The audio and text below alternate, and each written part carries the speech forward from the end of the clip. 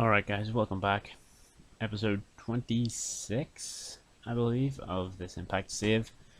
Been a wee while since we've had a video up, unfortunately, but we're getting back on the grind now. A couple of things covered before we start this episode. First of all, I believe I can show you, yeah, Dez is out for 55 days, roughly 2 months. Probably a wee bit over actually with the way TEW works. It's roughly 28 days per month. So, and we can't even book him at all, so he can't be involved in any of the Super X Cup stuff. And then, if you don't like a little bit of fourth wall breaking, pause the video now, but if you're okay to hear the same kind of stuff we cover in the booking plan videos, we had feedback on one of the guys we tried to sign, and that was Jeff Hardy, who ended up moving to AEW. The truth was, as you can see here, we make 128,000 a month, roughly. Pretty much every month we make that much profit, as you can sort of see. Yeah, as you can see here. But the thing is, Jeff wanted like 40k a month, and AEW were offering him a creative control and stuff like that in his contract, and Jeff has, like, he's going to get, they were offering him like a 3-year deal, and Jeff has in his attributes over here a thing where it's like he's going to slowly get worse. I'll see if I can find it here. But essentially he has a thing in his maybe it's like he's troublesome back or whatever, but he's got a lot of wear and tear in his body, and in the game it's possibly going to get slow down pretty fast. So Jeff is not going to come in. We are going to miss that sort of spot for him now. I've got 2 options sort of to replace him with. So let me know in the comments who you prefer. The first is ACH. Decent overness. Obviously neither man's going to compete with Jeff in terms of overness, but ACH links in with Rich Swann, who's currently feeding with EC3. And if he doesn't take the world title, he can drop down to X Division. But my problem with ACH is that he doesn't feel world title picture. Secondary is Chris Hero. Hasn't wrestled since the save started. Isn't over though, is the issue. I feel like in real life, if Chris Hero went to Impact, it'd be a bigger deal than it would be in this game. And like, I don't know if he's over enough to feud with the world title. 33s is sort of like, who's got 33s on my roster? Like, oh, this might spoil some of the people coming in. 33s on our roster is someone like Leo is over. Leo's more over than Chris Hero, vaguely. He'd be more. Moose would be more over than him, stuff like that. Like, he wouldn't be a main player in our save. But let me know which one of the 2 guys you think is a better option, and we will hop into the episode right now. So, the show starts with Fulton and Ace Austin walking to the ring to explain their actions. They explain, how Sami Callihan used a guy like Madman Fulton, and when he was done with Madman Fulton, he discarded him, and this is, Ace Austin and Fulton showing that they're a legit partnership, and the reason that they, it's not a Austin getting what he needs out of Fulton sort of thing like it was with Callihan. 45's not a bad rating. Callihan comes down to the ring, improves the rating to 47, and no words, just starts throwing hands, but unfortunately 2 men is too many for him, and they beat him down into the ground as the segment ends. Good sort of back-to-back segments.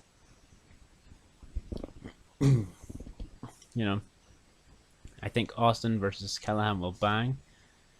Did we set up I don't think we did set up a match later on. I think at some point during this feud we will do Fulton versus Callihan. But I did also book this card a wee while ago, so if I don't remember everything perfectly, that is why. The Deaners defeat the Good Brothers in a 49, a really good match actually for the Deaners. Cousin Jake gets a good 45. Anderson at 57 and Gallows 51. The Good Brothers won in about 8 minutes after Gallows won with the Magic Killer. We're trying to get Gallows to win more often because Um, he's cold. He's not got as good momentum, so trying to heat him up a little bit. And then after the match, Eric Young comes out and berates the Deaners. 59, that's a really good rating, actually. He just runs the Deaners down verbally, leaves the ring, but as he's leaving the ring, he holds the rope open, and the two Deaners slide out and follow him down the ramp. So I wonder what could be happening here. We obviously all know because of real life, but, it's moving that sort of way, but with both of them in our save. 42. Serena Deeb loses to Taya Valkyrie in 10 minutes with a swinging side slam. One half of the tag team champions versus one half of the challengers. A 42 for Valkyrie, 40 for Deeb. It's probably how we're gonna. Next week, I believe we are going to do Rosemary versus Jordan Grace. So, and again, also last episode, I shot our expectations too high for the episode, so hopefully 50 to low 50s will be what we get out of the show. 32, the tag team stare down, and again we set up for Rosemary versus Grace next week. I think this actually could be a good pay-per-view match, to be fair. These four teams, four women, not four teams. The Good Brothers are having their interview backstage, discussing, probably answering a wee question about the weird stuff going on with the Daners and EY, when they're interrupted by the North. And again, it's more of that, the North being the best team in Impact history in their opinion, and the Good Brothers being one of the best teams in recent history in Japan and North America. And Madison Rayne is just there to interview the Good Brothers originally. They all done really well off script actually, bar just Alexander, but he doesn't really have a verbal role in most of the segments. 34, Super X Cup semifinals recap. Chris Ridgway versus Zachary Wentz this week. William Mack versus Dez's replacement Chris Sabin next week. Ridgway did actually beat Wentz in the group stage, so can Wentz level the score and go through? 34 is not great though for the X Division. And 37, Ridgway's injury does take a big toll as he loses to Wentz in 12 minutes. A 40 for Wentz, 38 for Chris Ridgway is pretty good though. And 37 is not bad. I wonder why I didn't get higher. No storyline, inconsistency and stamina for Wentz and then the injury. Okay, so it probably could have got it in the 40s if it wasn't for the injury and stuff like that, lack of storyline. As Wentz and Trey sort of shake hands and have a bit of an intense stare down, Brian Myers' music hits, and he informs Trey of the fact that he's 12-0 in Impact Wrestling since his debut, or at least since the debut of the Save, and he still can barely get on shows. And Trey's meant to be this fighting champion. He doesn't care what the Impact, Myers doesn't care what the Impact Championship means in terms of high flying wrestling or whatever. He wants a title opportunity to Trey, and Trey gives him the nod, and the two men will have a Impact X Division Championship match in the future.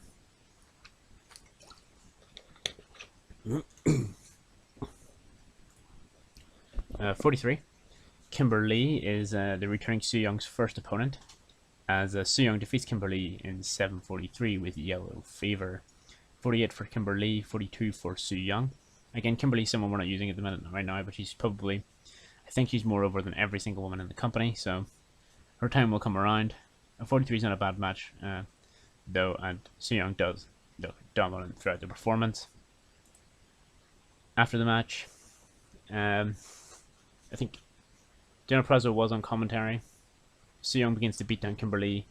Deonna doesn't move, doesn't come down. Kelly Ray's music hits the ring, and there's a stare down between Su Young and Kelly Ray. But before Kelly Ray can land a hit on Su Young, the lights go off, they come back on. Kylie's alone in the ring with Kimberly.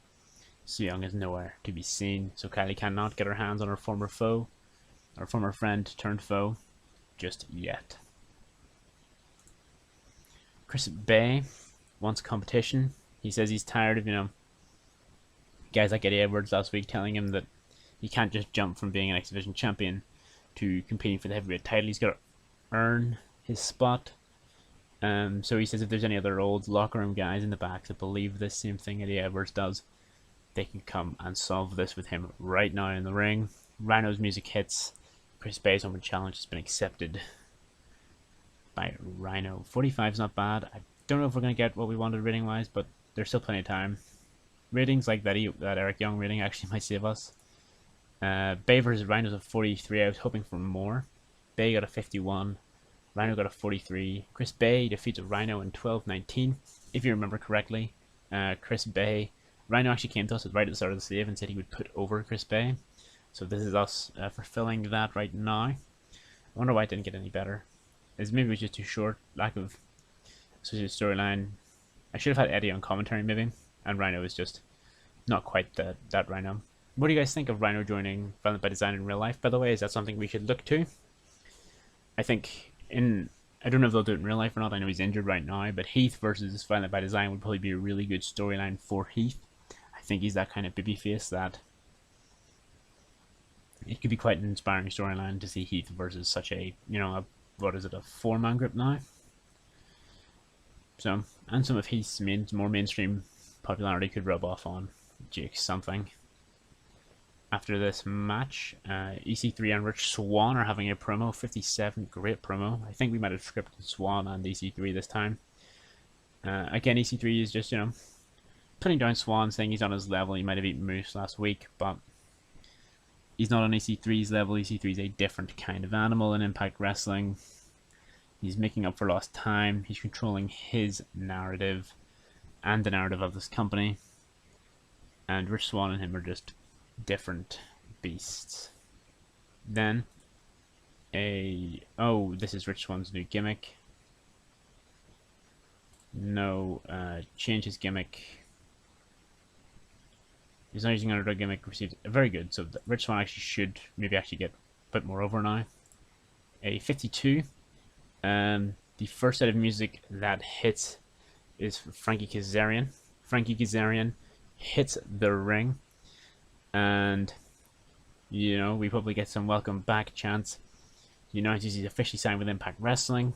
And while he's not trying to hop in on the main event which by the way is Hard to Kill, not Sacrifice, like I said in the last episode. I'm a bit too far ahead of myself, and Sacrifice was the one that was coming up in real life, so I got confused. But Kazarian says he's not trying to hop in on the main event of Hard to Kill. He's just here to let these guys know that no matter who comes out champion, he is on his way to the title. And then Moose's music hits. Of course, he's not having any of this.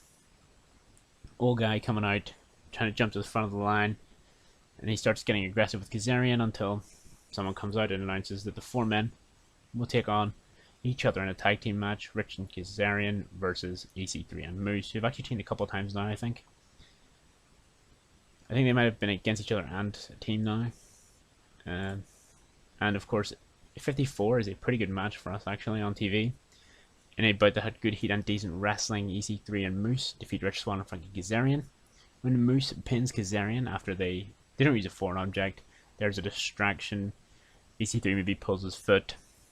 Kazarian turns around into the spear.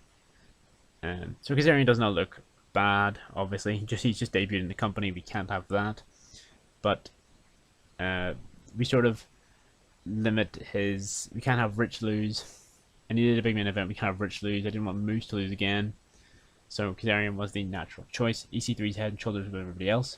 And he is, to be fair, 60 in ring, 50 for Moose, 46 for Swann, and 42 for Kazarian. Swann and Kazarian don't work well as a team, but that's fine. It was a one-off. And, Kazarian will... I'm sure we give him the chance to redeem himself in the next coming weeks in the build-up to Hard to Kill. And then after the show, a similar segment that we've ran before a couple times. EC3 closes the show, standing, celebrating at the top of the ramp. The babyfaces look pretty annoyed, and Moose doesn't, you see him sort of walk down the ramp, looks at EC3, looks at the belt, walks down the tunnel after a brief celebration, but you can tell him and EC3 aren't on the same page, and Moose is still fixed on the Impact World Heavyweight title, despite losing his number 1 contenders match to Rich Swann last week. And that show got a 54, that's pretty good. Again, and we can't grow in Canada or Britain now. Um, so we need to probably focus on getting better television broadcasters. But a 54 is a pretty good show, I think. The main event scene is actually popping off right now. I was really surprised about the Eric Young Daynurse thing getting a 59. That's pretty good, especially because EY has been a bit low on our radar recently. So maybe this Violent by Design thing might actually pick him back up. And let me know what you guys think going into Hard to Kill. It looks like we're going to have EC3 and Swan, Moose and Kazarian, possibly Bay and Edwards, and Callahan and Austin. It's a big card. A possible knockout women's triple threat, the knockout tag belts, the Super X Cup finals, which we know has Zachary Wentz. How does that impact Wentz and Trey's relationship now that we don't have Dez to play sort of either a blockade in the final and have an All Rascals final, or we don't have him to play Peacekeeper? Thank you guys for checking out this episode, and I will see you in the next one. Cheers.